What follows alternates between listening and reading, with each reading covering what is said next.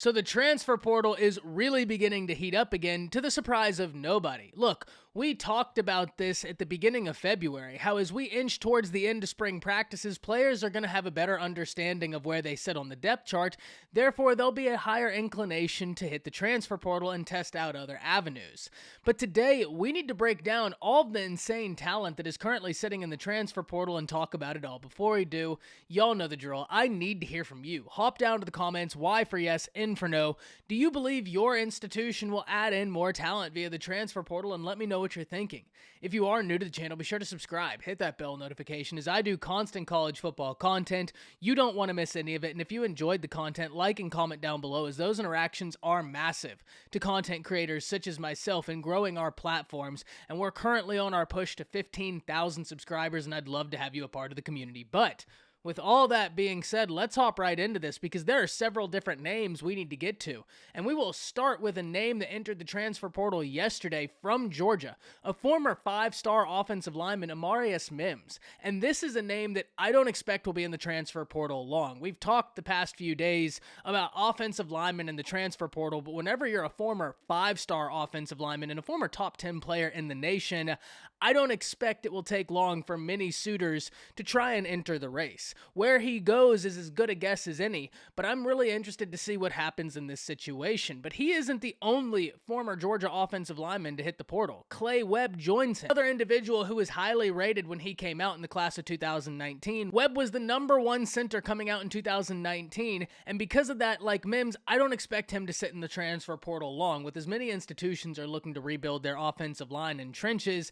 he's a name that's going to find a home pretty quickly if I had to guess. But speaking of guys finding a home, we saw today Tyler Steen to Alabama. Then you had Damien Robinson, the transfer from Maryland, finding a home at Penn State. That's one that I think is going to be sneaky good. Keep that name in your mind. Damien Robinson with Penn State now. James Franklin got himself a major win via the transfer portal in that edition. Robinson was a top edge rusher coming out of high school, one of the top players in the nation coming out of high school, and his addition to Penn State is going to be one that we must watch. Kamar Wheaton, right as I'm loading up to start filming, commits to SMU, the former Alabama running back, now finding a home very close to home in Dallas, Texas. That's one that I'm not surprised by, but I'm really excited to see what ends up happening there. I'm really rooting for Kamar Wheaton. I hope he goes there and puts on display how talented he is, because it'd just be cool to see that happen for SMU.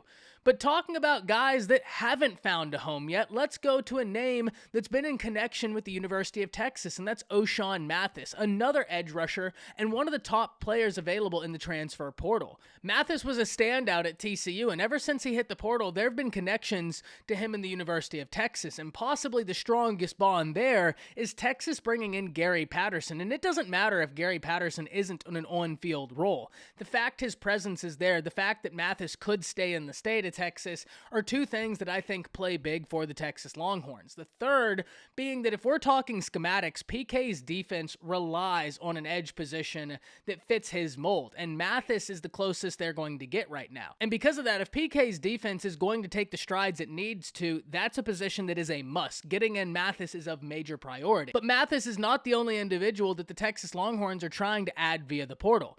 Former Alabama wide receiver Ajayi Hall has also been in connection to Texas, but I don't think Texas is the only institution we need to watch here. They're certainly a institution we need to watch, but they're not the only institution.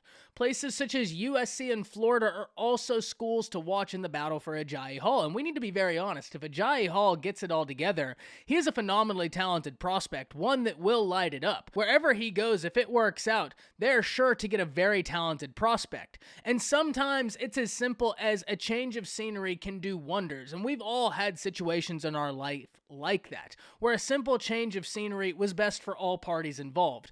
I'm really hopeful that that is the case with Ajayi Hall. Maybe it just wasn't going to work at Alabama. And look, Alabama's not for everybody. The type of program Nick Saban runs is almost militant, but the results speak for themselves. And some individuals just need a simple change of scenery. So very interested to see what happens with Ajayi Hall. Multiple institutions in connection for that battle, but Texas is one to watch because they're going to be going after Hall with all intent.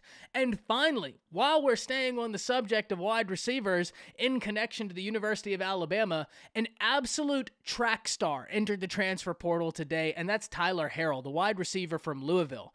Harrell was recorded running a 10.37 100-meter dash in high school. That type of speed in high school is already enough to raise eyebrows, but he's continued to get faster, and if you flip on the tape, he's someone that when he gets the ball in his hands, you're not catching him.